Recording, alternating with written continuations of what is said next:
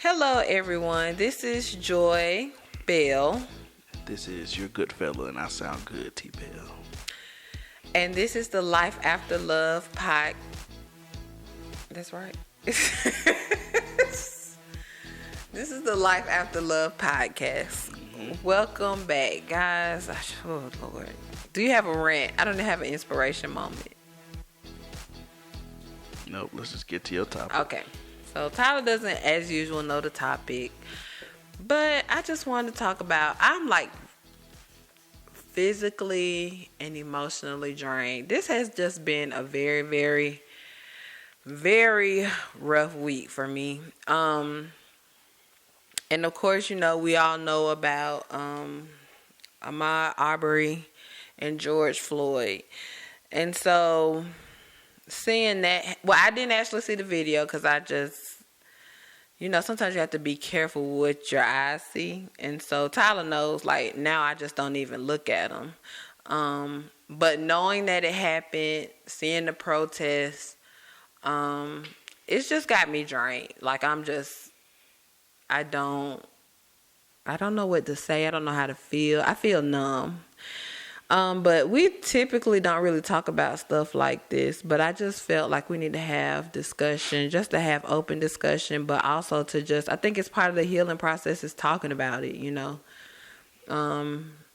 not just holding it in. And so, of course, we see it, we say it's sad, just myself and Tyler at home, but we really don't get into discussion about it, how it affects us, how it makes us feel. And so, for me, it's like really, really been hard because, being a mother of a black son, I know it can happen to anybody, it can happen to a black woman, and I have a daughter as well, but to see what's going on with black men, it just really, really is like, it's doing something to my spirit. It's doing something to my emotions. It's doing something to me mentally. And it just like really, really hurts. So I just wanted let's talk about first how it makes us feel. And then how does it make you feel as a parent raising with two black children, but specifically a black son. And I just want to say before we even get started, like, the way I feel about this now is totally different the way I felt about it a couple years ago before I had a son.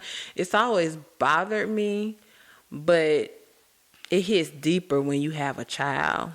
And you know that it could be, like, what's the difference between my son and someone else's son, It could be no difference. And I don't care if anyone committed an act or not. My thing is, unless they were trying to kill somebody, nobody deserves to die like that. And so I'm going to let you start off, Tyler, because I'm really, Tyler knows. This has been rough, just the last couple hours. And I'm physically tired just because I'm physically tired, but it takes a toll on you to see everything that's going on, to see the hurt that's going on. And I think that hurt and pain it's almost like lashing out in anger in some ways, because I know everybody that's participating in the riots aren't inciting violence. Some people are peacefully protesting, but it's a lot of hurt, it's a lot of anger that's being unaddressed. And so I feel like this is the way we can have conversation, and we would love to hear from you guys to see how you feel about it, how you feeling emotionally about everything that's going on, and how it's affecting you and your everyday life. So, Tyler, you can go ahead. Ask me a question. So, I asked you, how has it affected you personally, and how does it make you feel raising two black children, specifically a son, with everything that's going on? You being a black man, how does it make you feel? Personally, it probably make me feel more protective of my children, especially Jackson, because if he starts acting out, then that'll make you get more worried about, oh my God, he gonna be in the system, oh he gonna be a problem. But it's I'm battling that point of how can you let him be his natural self and, you know, grow into who God has called him to be versus trying to keep him in this box his whole life because you don't want him to be seen or viewed as a problem. Because like now, you know how doctors, they boil energetic. Oh, he need to be on medicine. He too hyper. He too this. He too that. And it's just like, you know, that's just who he is, or that's who the child is. You know, let them be themselves. You don't need to. They are from what I've seen, they already diagnose you, start medicating you, and they already put you on this list to be like, all right, so in about 10 years he gonna be a problem. But it's just like now I try and give him a good leash and just be like, okay, do you to a certain extent. But then, like, if he starts acting out and he doesn't listen or something, like Kennedy's not at this age yet, but for Jackson, if like you have to tell him don't do something once or twice or 3 or 4 times and he's not listening, then like something like that might make me worried. Be like, okay, he's not gonna be able to follow rules or something like that. But it's just like, you know, he's still learning and he's still developing. I'm not writing him off because I know, you know, when he get older, once he can talk and communicate, it'll be easier. He understands now. He's very intelligent. He'll choose to ignore you, but it's just like, how can you make sure you're disciplining your child effectively, correctly, but making sure, you know, you give him room to grow and make mistakes. Because I think if you put a child in a box, a smaller box, when they get the freedom outside of that box, we've seen with a lot of people, they just go wild or they can't handle what's outside of the box. So I think it'll be good for me as a parent to be exposed to it, because at first, like a few years ago, I was just like, man, that's messed up. Man, another black kid got killed. But now it's just like, okay, I got 2 black kids. Okay, now you start paying more attention to their behavior. It's just like, okay, I need to keep an eye on that and make sure it don't become a problem, or make sure nobody else views my child as a problem. Like if the school start calling me about my child, I'm gonna have to make sure, depending on what it is that they calling for, it's worth my time. He talking. If he consistently talking, but he's doing his work, okay. But if he's just like a troublemaker distracting others, then that's when, you know. In the name of Jesus, that won't happen. But go ahead. Yeah, but if he's, you know, he's studious, he's respectful, we got some good clay to mold. But if he's just like we're constantly being called to the school for something, the teacher's always saying, oh, your son was disruptive, then that's when I probably will start to worry. But for me now,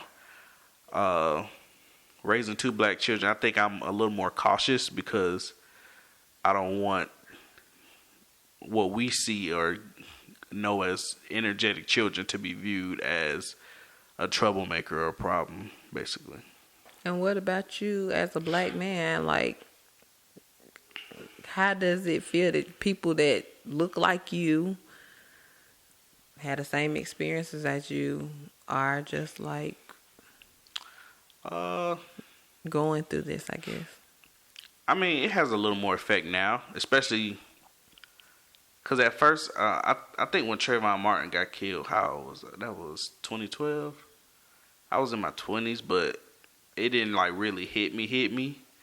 But then, like, I did get pulled over one time by 2 white officers. Well, one white officer, 1 black officer. And the white lady, she looked at me. She was like, "Hey, didn't I pull you over on Tuesday?" So I was like, "This racial profiling." No, you did. This is my first time ever getting pulled over. So I already know, you know, when you get pulled over, you already got this target on your back or whatever. But in my mind, in a perfect world, even though just like this man, you do the right thing, you comply, you be respectful. In my mind, I'm telling myself, oh, that's the way you can make sure you stay safe. But it's just like, you know, you could be in the right place at the wrong time, and stuff just happens so fast. You know, you can control what you do, but let's just say you doing the right thing, but this officer had a bad day or whatever the case may be, and he took it out on you. So now it done escalated 20 times faster than what it really should be. But then you look at it like, okay, I'm saying yes sir, no sir, I'm complying, I'm not fighting, I'm not resisting arrest. But then, like we saw the man, he was clearly not a threat at that point. So it's like, okay, if I'm doing everything I need to do, an officer could just easily do the same thing to me just because they can abuse their power or they just had a bad day and want to take it out on me no matter if I'm doing the right or the wrong thing. Yeah, and I just want to make sure that we say that I know Tyler doesn't either, but we personally don't have anything against law enforcement. I just hate that it's like a small bunch of bad cops that just label every cop to be like just grouped in just like this one bad bubble. It's like you find 3 bad strawberries in a batch and you just throw the whole batch out because you don't want to fool with it. Yeah, because I'm very thankful for those positive law enforcement. Tyler's brother is an officer of the law, and I mean, he's like one of the most kind-hearted people that we know. So, it's not to say anything against law enforcement, but it's just that it just seemed like the value of life for black people is just like diminished almost, like it doesn't really matter. And I guess for me, like, when Tyler and I initially, well, not initially, but when we first got married, I got pulled over in Decatur, and I got pulled over. Regardless, I didn't know it was a white woman, but before I knew who it was, just the fact that I was getting pulled over by the police scared the bejesus out of me. I was like, oh my God. I was like, I didn't want to move any kind of way. I was just, and this was in 2017. So I was just scared because I was like, I don't know what's going to happen. Is this person having a bad day? I don't want to move. Like, I was literally like, I felt like I couldn't move. It's like I was present, like I want to tell my body to move, but I just didn't even. Like, I know you usually want to get your license and registration. I didn't want to touch nothing. I was waiting till they come. I just, I kind of moved my finger to let the window down, but I wasn't moving. I wasn't touching anything. And it just makes me wonder, like, does everybody get that nervousness, that fear, because you don't know what's going to happen because of what you see, on TV? And I just feel like that's not the way it should be. Because these people that, protect and supposed to serve the citizens of the United States. So it's just like really, really sad. When I had that moment, and nothing went wrong, and she was nice. I mean, she gave me a ticket, but there wasn't any problems. But just the fact that I experienced that amount of fear from another individual, there's no difference. I mean, you have a badge, but we both, it's supposed to be, protective corner. We're both human, and I just felt like that's not normal for me to fear, to have that amount of fear for getting pulled over. Whether I did something or I didn't, I just felt like you shouldn't have fear like that with police officers. But it's just, I feel like this drains me, because what do you do when somebody's going to look at your child? This is, I guess, my fear. What can you do? What do you prepare for someone that doesn't care what your child does, but they just look at them physically and sum up, oh, they up to no good? And they just, like, how do I prepare my children for that? Like, you can't prepare them to look a certain way. They just, I mean, you just born black. You can't change that. And so I feel like we're in a situation where you can't, like, I know there are people, we have to talk to our children early now of, okay, this is what you do when you're faced with law enforcement. Always telling them to be respectful and things like that. Yes, sir. No, sir. And my thing is, I want to always stress to my children, like, you just do what they say. If that means you got to go to jail, do that. I'd rather you be alive than we handle it. Than you trying to get smart or talk back and then something happen to you and them can't do nothing. Yeah. But, like, how do you prepare for that? You can't. I just don't know. As a parent, I guess my struggle is, like, I just don't know where to start. It's so much stuff that could go wrong. It's like literally I don't like. I'm like, okay, if you know, with the Ahmaud Arbery case, like if you go running, like literally don't go into the neighborhood that you're not a part of. Stay right down the street. Don't veer to the left, to the right. Just stay focused. I mean, like it's just that, I want to say petty that you have to be to keep your children safe. And I hate that. It's like, I don't know why it's just hitting me so hard right now, but I think it's probably because it was like they're very close together. And I just feel like, how do we heal from it? I pray to God, and I feel like God is covering my children, but we can't take for granted. Everybody don't have a relationship with God. Everybody doesn't know him. And even people who do know God, they're still hurting. And it's like, how do we come together and support each other to make change, but also to be able to move forward? Because this not going to take just one community, you know. It's not just black people. It's not just white people. It's not just certain economic status. It's not certain educational level. It takes everybody working together. And it's like, how do we get to that point where we can truly make change? And I'm so aggravated because I feel like even in the midst of this, of people losing their lives, it's still a political thing. It's not political. These are people that are losing their lives, and it's still spent to be something. Well, the Democrats and the Republicans, these people are losing their lives. It doesn't matter if you're Democrat, Republican, Independent, whatever else, the other parties, Tea Party, what other parties they got. It doesn't matter. These are people who are really losing their lives. And I guess the thing, even though I didn't see the video, the fact that those people were saying that he called out for his mama, I would have been done. This is a grown man calling for his mama. Like,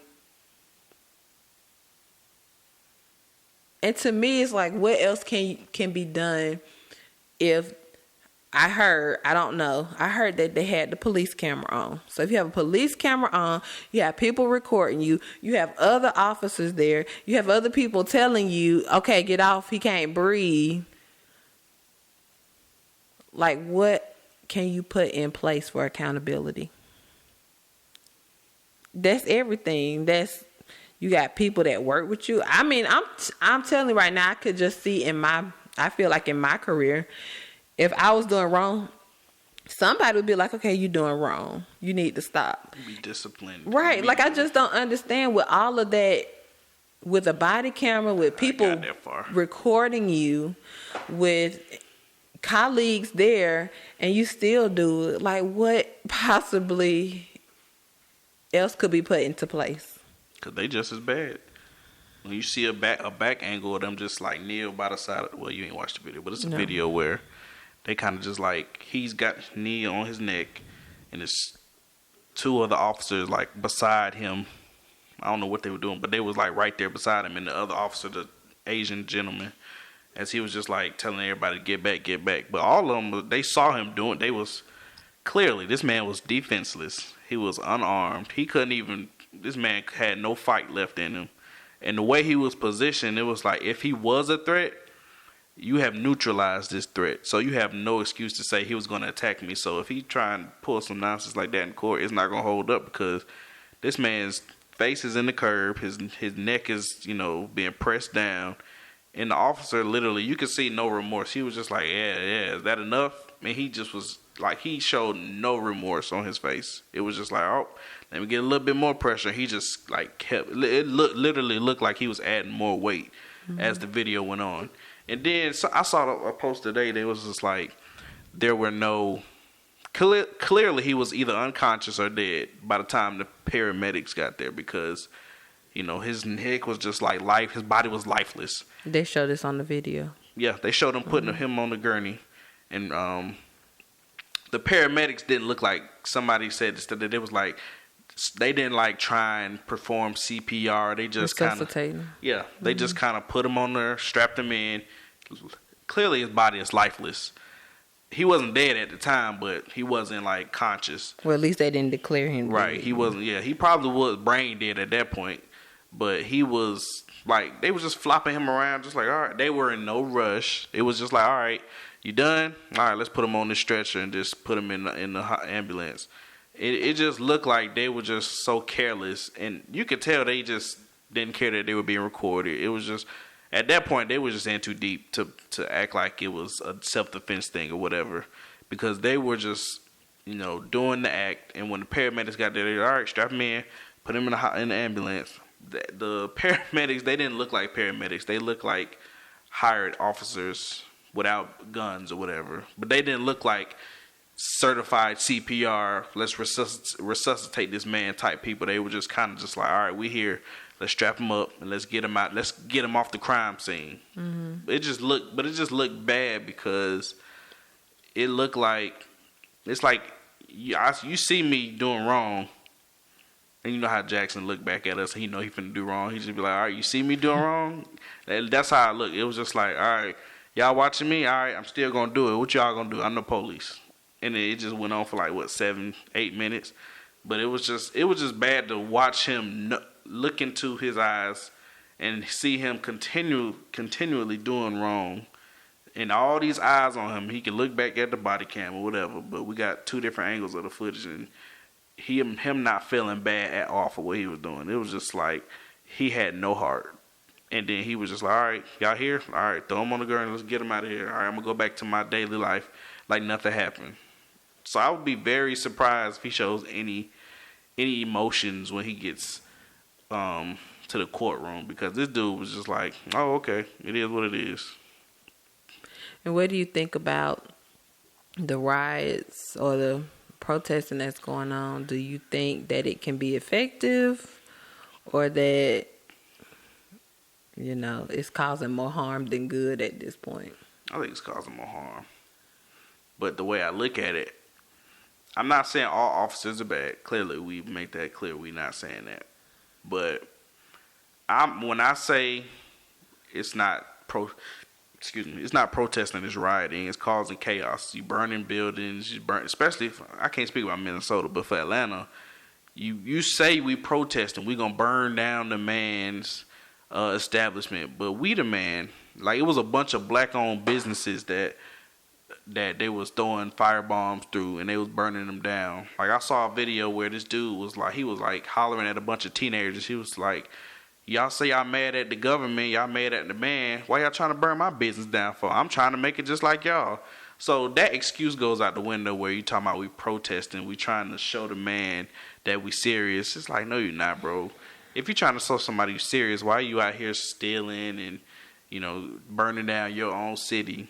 But what makes my mindset different is I'm thinking about the protection of the officers, because clearly my brother's an officer. So when you talk about riots and the officers got to use like some kind of deadly force or a weapon to protect themselves, I'm not all for it, but I understand it, and I'm a little more for it, because I want my brother to be able to go home to his family, because he is covering the riots. Yeah, he is. He's been out there in Atlanta, and you can't trust people these days. You want to believe as a Christian that everybody has a good heart. You want to believe it. You want to trust people. Somebody walk up to you and be like, hey, I want to give you a hug. Even as an officer in today's society, you can't just release your guard and be like, okay, I trust you. It's like, no, because this dude can pull out a shank and, I'm dead in 2 seconds. Did you just say a shank, boo? Oh, that's jail. He can pull out a knife, a weapon. He can pull out a weapon. I'm just saying. You just can't trust everybody. And I'm just like, protect yourself at all. I forgot what movie that was. Protect yourself at all times. So it's like when people be talking about, if you don't like when they send law enforcement to go into the city and do this or protect, I'm just like, when Keisha Lance Bottoms was like, go home, I was like, I ain't got nothing to add to the riot. I march, but I ain't finna be out there burning and looting and stealing and thieving and breaking and entering and all that, because what we are playing into what the government wants us to be perceived as: thugs, killers, gangbangers, and all this kind of stuff. But you just gotta be smarter. You gotta play chess with the government, They want you to do this stuff, and when you go out there and do it, they like, see, I got you. Now we don't feel bad for y'all when we send out the National Guard out there and they wrapping all y'all up and shooting because y'all was out there destroying the city. Now we got to use deadly force to protect the city. So, yeah, I feel like some people are like, keep going. I feel like some people feel like maybe if we do the riot, that'll get, when you start damaging stuff and they saying that it's causing an economic impact. Because we know money makes the world turn. But so I think some people reason that because of that, that rioting is impactful. And so it's almost like a dang if you do, dang if you don't. But that's why I was like, when they was saying, oh, well, we going to show the man. We going to burn down Publix and Target. Okay. Those are white establishments. Understandable. What you mean they're white? Like the owners? Like owners. Oh, yeah. okay. CEOs, white. Corporations is white owned. From the bottom to the top of the chain is white. Not necessarily, but majority of what people are saying. But when you get to the point where you burning down your own neighborhood and people who look like you, who are business owners, who literally have sunk their life savings into a restaurant or a business, and here you come burning it down, what are you doing then? That's not protesting. Yeah. And regardless of, to me, I understand. Like, I understand the pain. I understand the hurt. I understand the frustration. Yeah. But regardless of if it's in your neighborhood or someone else's neighborhood, like, for the most part, people work hard for what they have. Yeah. And, I would just feel bad if we already struggling, I guess, economically. Mm-hmm. And so, like, maybe doing some of this stuff might cause businesses not to be open, which might cause people to lose their jobs. So, I would never want to see... You taking food out of people's families' see other people hurt. But it just seemed like the best... And this is another thing. Like, I feel like the best thing to do is to vote, but... That can be tricky, too. I guess my thing is, like, a lot of people... Well, I say a lot of people, but I just think about people who've committed crimes and like felonies, and how they don't really. I don't know the specific law, but generally, I don't think that they can vote. Talking about criminals? No, people who have like offenders. Felonies. What you said? Offenders. No, because you have a misdemeanor and vote. Oh, okay. I think it's felonies. I think, but and it might be on the ballot, I think, somewhere that they're discussing that maybe once you've done your time that you can vote now. But it's just not fair for people. You have to live. I understand people commit crime. It should be punishment. But at the same time, like, they're still humans. Yeah. And they still have to live in this country. So they should have a right to vote, So I think, like, when you think about stuff like that with people who don't vote and people who can't vote, like, they're just kind of knocking out everything that we could do to make change. And I'm hoping that this will motivate people to go out and vote. I mean, I know people feel like their vote don't count, but it does. It really does. It counts, especially on the local level. Like, the local level, the people that's representing you on the federal level. And these are our judges and our district attorneys that are making criminal justice, however it's working for us.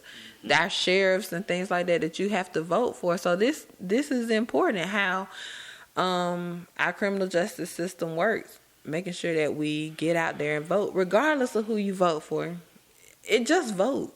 It don't matter. I don't care who you vote for. Just exercise your right to vote, because I just wonder, other people that were protesting that could vote, how many of them did vote?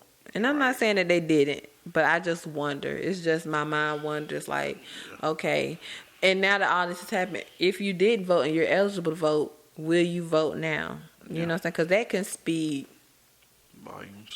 Yes, volume. Sometimes you make the biggest impact without you know how sometimes like people like they rah, they all physical and they saying a lot of stuff but they ain't saying nothing. Mm-hmm. But you can have somebody who quiet behind the scene can be having such a big impact. Yeah. And I feel like this can be like, it should be a turning point. Should be. Yeah, it can. And I'm not against people who peacefully protesting, because I understand that might be how some people need to heal by, you know, doing it. But I just don't want anybody to be hurt. I don't want anybody to lose their business that they work hard for, losing stuff like that. And that's when I feel like it's almost like your hands are tied, because they don't really know which way to maneuver. But I mean, it is time to vote right now, the primaries.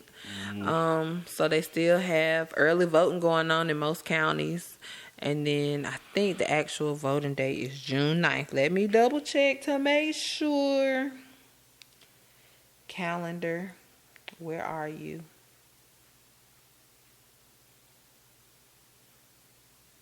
Yeah, June 9th. So that's not this Tuesday, but that's next Tuesday, June 9th. And so it's just important. Do what you got to do. If you know, they had absentee ballots, but if you didn't, fill in the stuff to get your absentee ballot, which somebody didn't, they shall remain nameless. Shame on you. But so you can mail it in, but if you don't, you better put your mask on, because you're going everywhere else, more than likely. Put your mask on and go vote. I mean, it's probably not gonna take a long time. They probably don't want you in there more than 5 minutes. They want to get you in and out. Yeah, so just who you want in office? Get up out of here. Get you a little snack, bottle of water, and we gonna have to go to the polls, because, like I said, somebody who shall remain nameless. Mm-hmm. Shame on them. You're a snitch, bro. They didn't fill out the stuff for us to do our absentee ballot, but you already know it's on the agenda, right? We said you want me to ask the person? Yeah. Okay. When I see him, I ask him. You go look to the left. It's a mirror right there. Ain't no mirror. You fed. But yeah, I just felt like I already feel a little bit lighter just talking about it and just hearing how you think. Well, all the people in our circle got black sons. Literally. Yeah. So maybe I need to have a debriefing to see what tactics or how does it make you feel. And I can ask the guys too, because I mean, we all in the same boat, literally. Yeah.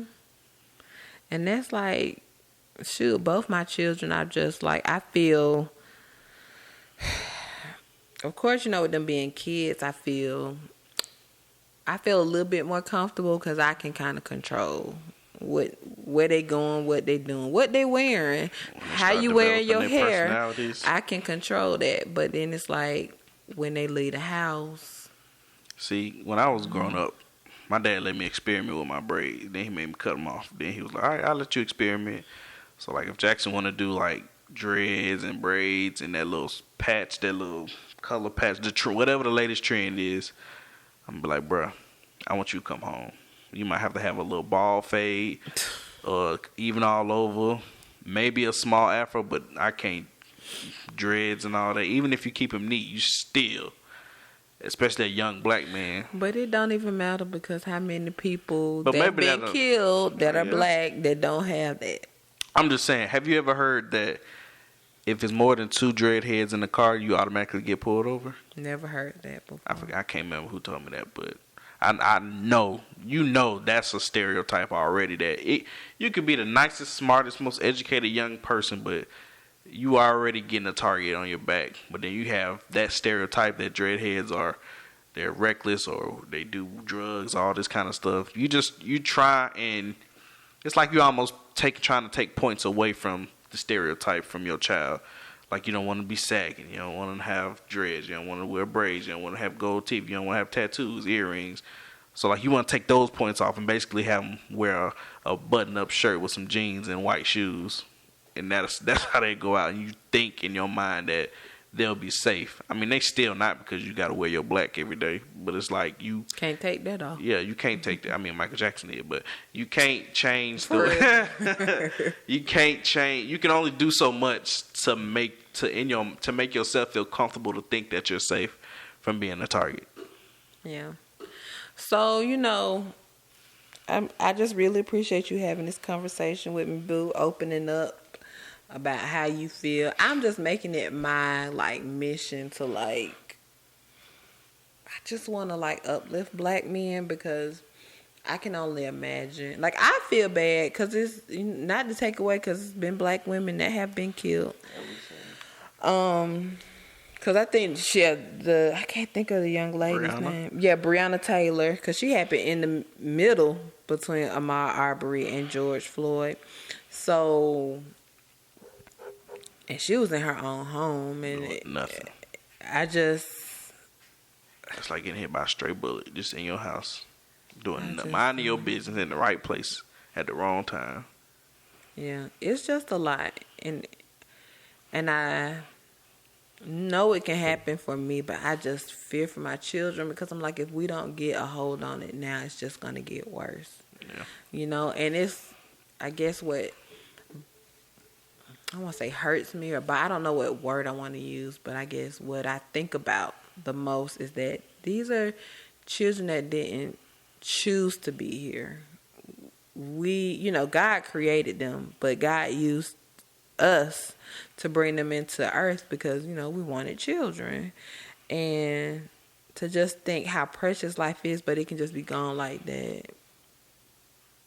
And it could be gone just because my child the wrong color. Mm-hmm. And a stereotype. I don't know. They could be doing the smallest of things. Not saying that you should be committing crimes, but a fraud for $20 and now this man dead, it just doesn't add up. It doesn't add up. And I want to cry, but I'm I just can't cry no more. I just can't cry no more. All we can do, like I said, is vote.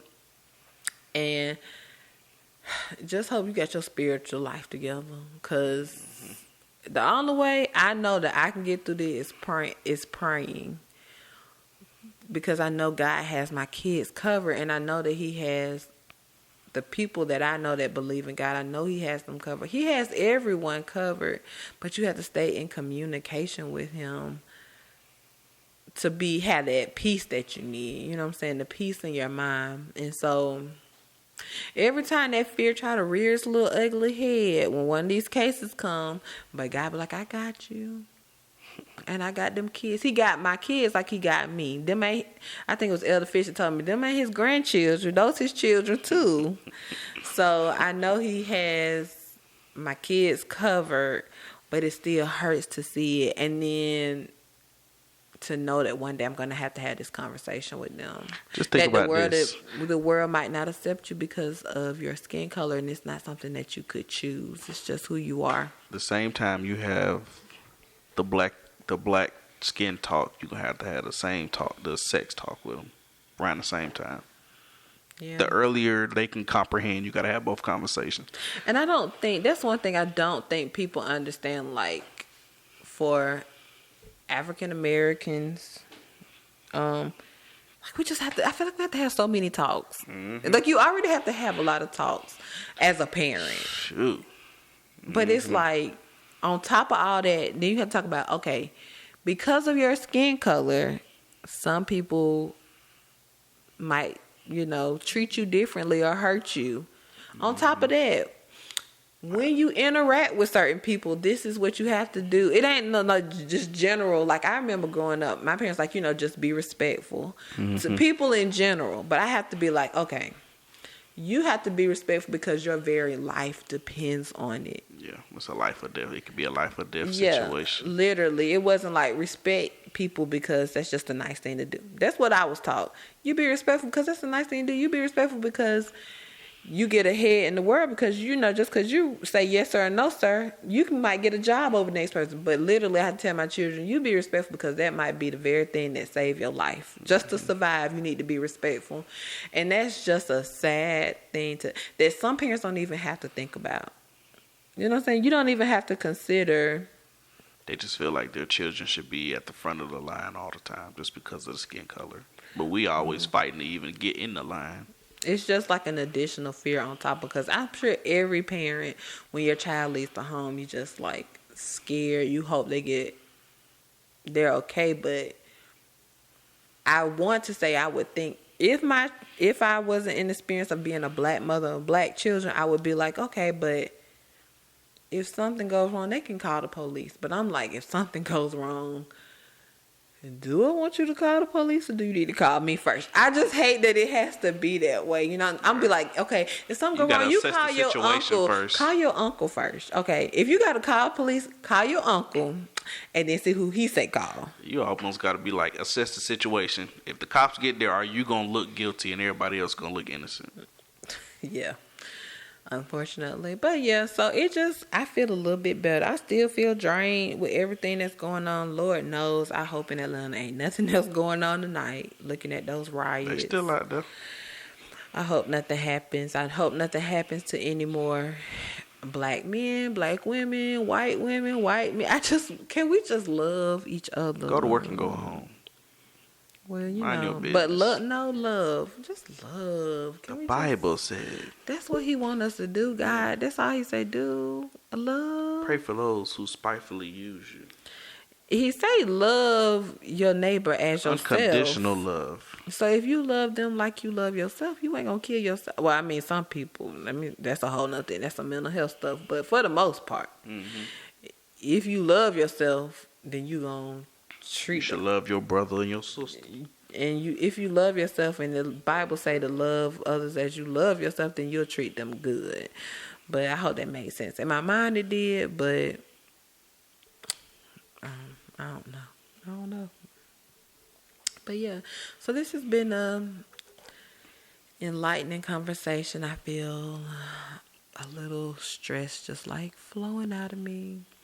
I feel a little better knowing that God has the whole world in his hands. He has the whole world in his hands. Yes. How do you feel? I feel fine now. Was it bothering you before? Not as much as you. I think it's worse because, you know, how mothers and their black sons.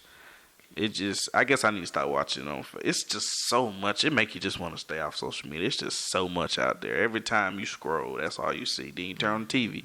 That's all you see. The news too, yeah. It's just, you just need to just stay out of get unplugged, because that's all everybody want to talk about. Then it just make you upset or make you feel some type of way all over again. But it just, I mean, we're about to end this, but it just make you think.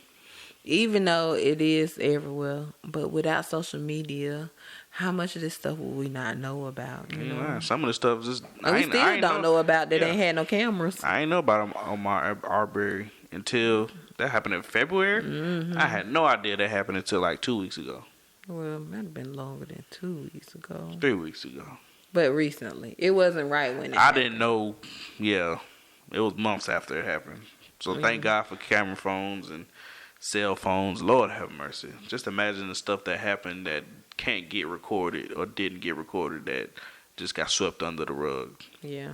But I mean, this has been, I guess, like a more serious conversation, a heavy conversation, I guess. But I just, would like for you all to tell us how you feel, how you're dealing with it, what are your emotions about it. And I'm not just saying for black people, just people in general, because we all see and experience things differently. So I would just like to hear what other people have to say as well, regardless of your race, your gender. It don't matter to me. Your sexual orientation, it don't matter.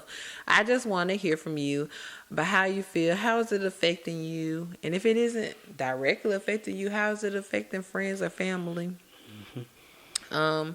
Just to kind of have a conversation, see how people feeling. What are you doing to kind of deal with the process or heal from the process? Because maybe you can help me. I mean, I'm praying. Lord knows I'm praying, because I know that's the best thing in reading the word. But I also just want like some physical, human, how we healing together. Because sometimes you always feel good when the other people doing stuff with you.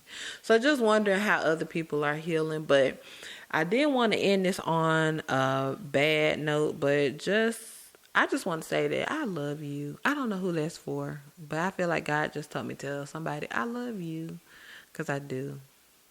I really do love you. Whoever it's for, I love you. And Tyler doesn't know, but he loves you too. Right? Unless you do my wife and my children wrong. Then forget Yeah. you. You go to the back of the line. Okay. I love you last. I still love you, but I love you last. So I still love him. Yeah. So, but yeah, somebody hasn't heard that, so they just need to hear that. I love you. 3 simple words can just make all the difference. Because if you wouldn't say you love me, then we wouldn't be where we were today. 3 words. But yeah. What? You're so rude. I said, and you go some, okay. Well, anyway, I enjoyed this conversation with y'all, with you all. This is Joy Bell. You tired? You so tired. One thing I want to say, shout out to the verses with Fred Hammond and Kirk Franklin. Y'all did my heart good. And then when you brought Tamala, I could have threw the phone. I was like, take me to the King Jesus right now. But not really. Nah, you don't leave me with these 2 kids. One day, take me to the King. But I'm not ready. I got some stuff I still want to do and want to see, Lord God. But if you do have to take me, Jesus, I'm ready. I think I am. But yeah, that was just what we needed, you know what I'm saying? That helped my spirits a lot. But yeah, that was beautiful, beautiful, beautiful. But anyways, this is Joy Bell. This is your good fella T Bell. And this has been the Life After Love podcast. So I hope you guys liked it. Please like this video. Share this video. Subscribe, or wait a minute. Subscribe is YouTube. Follow our channel. Subscribe to us. Follow the real T Bell. That's right, baby. And comment. Because we want to hear from you. Yes. And then also tell Tyler I want me an animated introduction and that we need to rally for this. So please help him have me an animated introduction of our podcast so that it will come on before our music starts for the podcast. I'm so tired. I'm so drained. I feel like so in the podcast coming out of my mouth, talking. but I don't know if it's making sense because I really want my animated introduction. Find a picture. You were supposed to do that because you didn't like my picture. I want that picture right there. Not that picture. Is that the one? I want the one. Okay. T Bell out.